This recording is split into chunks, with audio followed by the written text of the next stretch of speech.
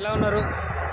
ముఖ్యంగా ఏంటంటే ఇప్పుడు వాతావరణము చాలా చల్లగా పడింది. హైదరాబాద్లో కాదు, మొత్తం తెలంగాణనే మొత్తం చల్లగా పడ్డది. ఎందుకంటే ఇప్పుడు కూడా భారీ వర్షాలు వచ్చే సూచన ఉంది. ఎందుకంటే మనకు పేపర్లో కూడా చూసడం జరిగింది.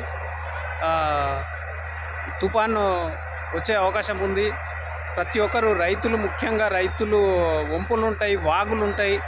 ఆ వాగులలో దాటేటప్పుడు చాలా జాగ్రత్త ఉండాలి. ఎందుకంటే ఇంటికా నుంచి వెళ్తారు, మళ్ళీ తిరిగి వచ్చే వరకే వాగు వస్తుంది అనమాట. ఒక్క నిమిషం అర్ధ గంటలనే తారుమారు అయ్యే సూచనలు ఉంటాయన్నమాట.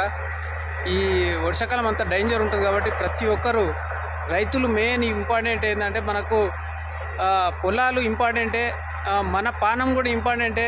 కాబట్టి మనం ఏంటంటే ఆచితూచి వెళ్ళాలి. ఎందుకంటే నీళ్ళు కొద్దిగానే వస్తున్నాయిలే అని మనం దాటినామనుకో నీళ్లు ఒత్తిడికి కొట్టుకుపోయే అవకాశం ఉంటుంది. ముఖ్యంగా పల్లెటూర్లలో చాలా జాగ్రత్త ఉండాలి. రైతుల కోసమే చెప్తున్నాను నేను.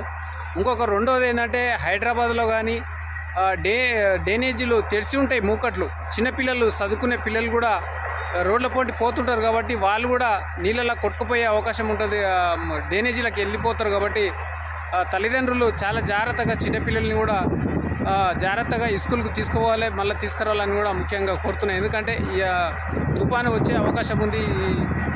ప్రతి ఒక్కరు తల్లిదండ్రులు కూడా పిల్లల్ని జాగ్రత్తగా తీసుకురావాలి ఇంటికి అని కూడా స్కూళ్ళకు చెప్తున్నా. ప్రతి ఒక్కరు వీడియో చూస్తుండండి, ప్రతి ఒక్కరు షేర్ చేయండి. Okay, bye, thank you.